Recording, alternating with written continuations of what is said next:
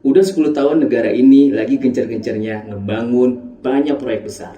Proyek yang dibangun untuk menciptakan pengalaman berkesan bagi tim sepak bola dan supporter seluruh dunia. Ya, ini adalah persiapan Piala Dunia Qatar 2022.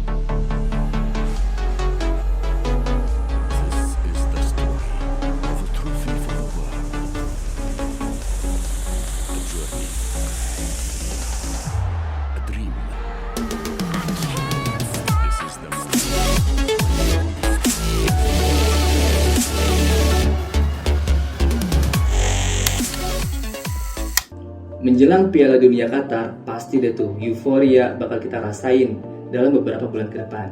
Dan bakal banyak teriakan yang terjadi di tiap-tiap rumah. Orang-orang juga bakal sibuk tuh nyiapin acara nobar, ya kan?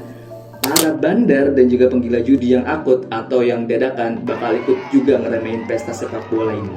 Tapi bukan soal euforianya yang pengen gue bahas di video ini, melainkan adalah sisi gelap di balik itu semua. Di mana Piala Dunia Qatar yang bakal berlangsung pada tahun ini tuh menyimpan kasus kemanusiaan dan sederet kontroversi. Ribuan kasus kematian para pekerja migran dalam mempersiapkan perhelatan akbar tersebut mendorong media internasional dan lembaga HAM di dunia bereaksi atas tragedi ini. Gimana kisahnya? Bareng gue Jovelani, kita ulas di video berikut ini.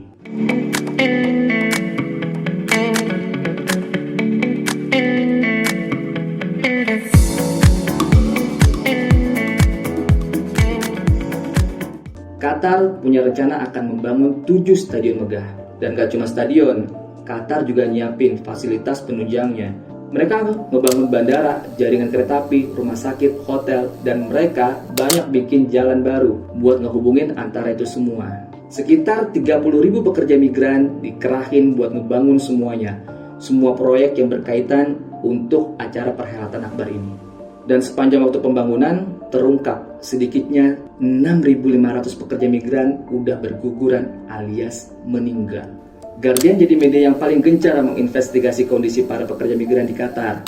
Dan berdasarkan dokumen dari otoritas Qatar dan pihak kedutaan, selama tahun 2011 sampai tahun 2020, Guardian berhasil mengumpulkan data total kematian sebanyak 6.500 para pekerja migran. Para pekerja migran paling banyak berasal dari India, Nepal, Bangladesh, Pakistan, dan Sri Lanka.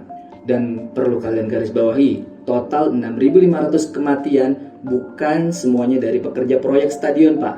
Tapi juga adalah total kematian dari seluruh pekerja dari semua proyek di acara perhelatan akbar ini di negara Qatar. Soalnya nggak ada data yang spesifik nih dari pemerintah Qatar soal kematian ini. Jadi agak susah ya buat memverifikasi tentang kematian pekerja migran yang berhubungan sama proyek Piala Dunia dan non Piala Dunia. Tapi Guardian dapat mastiin kalau 34 kematiannya berkaitan langsung dengan pembangunan stadion sepak bola, Pak. Dan yang jadi pertanyaan besar, kenapa data kematian pekerja migran Qatar pencatatannya tuh buruk banget? Itu nanti kita akan bahas setelah ini. Tahun 2010 total udah ada sekitar 1.200 pekerja migran yang meninggal di negara Qatar. Tahun 2010 itu juga di mana Qatar ditunjuk oleh FIFA menjadi tuan rumah Piala Dunia. Pada tahun 2015, Washington Post merilis artikel yang membuat seakan-akan tuh sekitar 1.200 pekerja migran yang meninggal di Qatar sehubungan dengan persiapan menjelang Piala Dunia 2022. Pemerintah Qatar bete banget tuh dituduh soal kayak gitu. Mereka dengan tegas ngebantah kalau nggak ada korban jiwa yang meninggal sebegitu banyak di lokasi konstruksi Piala Dunia. Gue mau mention pernyataan dari pihak Qatar. Mereka bilang gini, angka kematian memang tinggi, tapi itu nggak mengejutkan karena populasi pekerja migran di negara ini memang banyak banget. Emang seberapa banyak deh populasi pekerja migran dan total kematian ini dianggap nggak mengejutkan? Nanti kita bahas setelah yang ini. Amnesty International, yaitu organisasi HAM internasional non-pemerintah, secara nggak langsung ngedukung klaim Washington Post. Mereka bilang kematian pekerja migran nggak bisa cuma dibatasi pada kasus lokasi konstruksi stadion aja. Masalahnya, imbas dari Piala Dunia, buat menunjang event besar ini, banyak banget aktivitas pembangunan mega proyek yang lain yang membludak juga. Jadi, dimanapun dan apapun penyebabnya, Amnesty International menilai udah terlalu banyak pekerja migran yang meninggal di negara ini. Kebanyakan dari korban yang meninggal tercatat karena sebab alamiah. Maksudnya sebab alamiah itu apa sih? Ya karena sakit, bro. Banyak dari mereka yang meninggal biasanya divonis karena gagal jantung. Nah, pernyataan sebelumnya kenapa data kematian para pekerja migran di Qatar pencatatannya buruk? Itu karena hukum di Qatar melarang tindakan otopsi kecuali ada dugaan unsur kriminal atau almarhum tercatat punya riwayat penyakit. Menurut gua malah kebalik ya. Namanya juga orang mati mendadak. Yang ada kita malah penasaran nih, gimana nih orang bisa mati padahal tadinya sehat-sehat aja. Pemerintah Qatar juga menjelaskan kalau otopsi cuma bisa dilakukan atas izin keluarga yang meninggal. Katanya nih, kebanyakan keluarga almarhum minta jenazahnya cepet-cepet dipulangin supaya bisa dikuburin. Jadi, investigasi untuk mastiin penyebab kematian ini sulit untuk dilakukan. Guardian coba konfirmasi ke beberapa keluarga almarhum, tapi nggak ada satupun yang ngaku. Seperti apa yang diinformasikan dari pihak Qatar. Nah loh. Para pekerja migran di sektor konstruksi Qatar umumnya udah lolos uji kesehatan dan usianya juga relatif muda bro. Muda-muda gagal jantung, gagal nikah banyak. Akibat dari banyak keluarga almarhum yang bingung dan curiga, gimana bisa anak, suami, atau saudara mereka tergolong masih muda dan selama ini sehat-sehat aja, tiba-tiba meninggal. Banyak penelitian yang coba cari tahu soal masalah ini. Kasus kematian ratusan pekerja migran dikaitkan dengan kondisi panas ekstrim di Qatar bro. Apalagi kalau musim panas, suhu di Qatar tuh bisa sampai 45 derajat Celcius dan mereka harus bekerja selama 10 jam. Ini nih faktor yang paling mendekati penyebab kematian mendadak dari pekerja migran itu. Otoritas Qatar akhirnya bikin peraturan pada jam-jam tertentu. Para pekerja dilarang bekerja di bawah terik matahari langsung. Kalian ingat waktu awal gue bilang pemerintah Qatar gak terlalu terkejut dengan angka kematian yang tinggi karena populasi pekerja migran di negara ini emang udah tinggi. Yang jadi pertanyaan, emang seberapa banyak populasi pekerja migran di Qatar? Dari data yang gue dapat, sekitar 2,1 juta populasi jiwa di Qatar. Jumlah warga negara Qatar cuma 200 ribuan. Jadi 2 juta sekian itu pekerja migran, 200 ribunya warga asli Qatar. Gila, lebih banyakkan orang asingnya daripada penduduk Qatar aslinya. Jadi sekitar 86% penduduk migran bekerja di berbagai macam sektor di seluruh Qatar. Para pekerja migran secara nggak langsung ngambil bagian dan menjadikan Qatar menjadi salah satu negara dengan PDB per kapita tertinggi di dunia. Tapi, di balik kontribusinya terhadap kemajuan ekonomi di negara yang kaya minyak bumi dan gas alam ini, mereka adalah kelompok yang paling rentan dieksploitasi, salah satunya di bidang konstruksi. Sejak September 2013, media Guardian udah ngelakuin penyelidikan. Dalam laporannya, mereka banyak nemuin dugaan eksploitasi para pekerja migran. Contoh kasusnya seperti upah yang ditahan berbulan-bulan, penyitaan paspor, fasilitas hidup yang gak layak, dan berbagai penindasan lain di tempat kerja.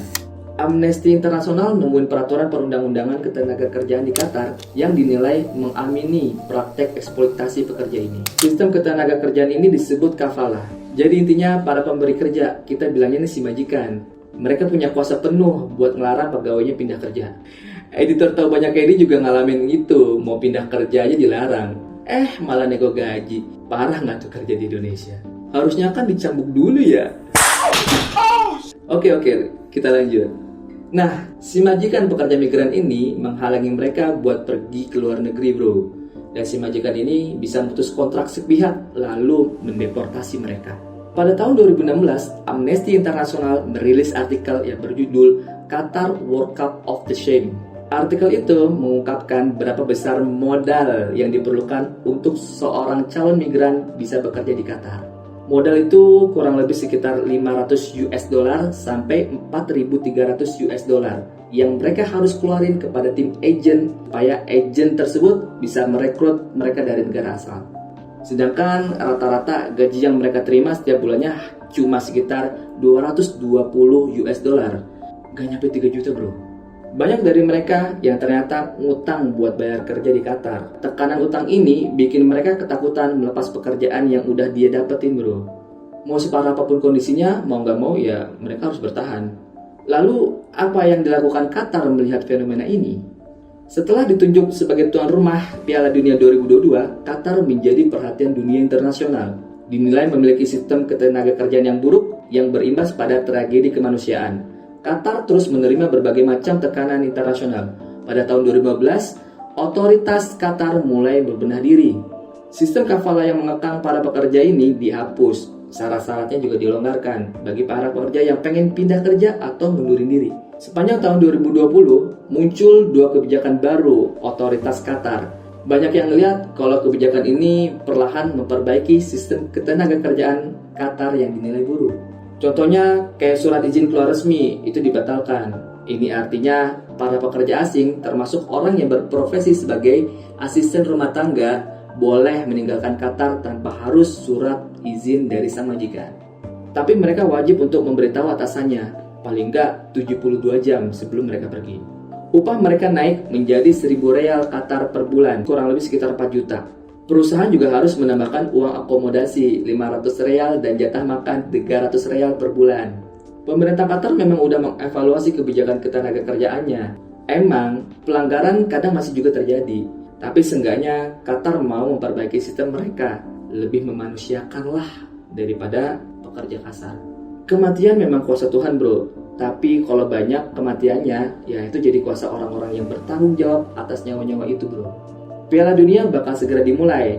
Sukacita dan euforia para penggila bola di seluruh dunia mulai berasa.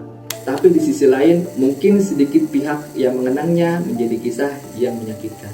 Oke bro, jadi gitu pembahasannya soal sisi gelap Piala Dunia Qatar 2022. Buat kalian yang suka sama informasi yang ada di channel ini, silahkan like kalau kalian suka dan subscribe untuk yang belum subscribe. Gue Jovelani, pamit undur diri.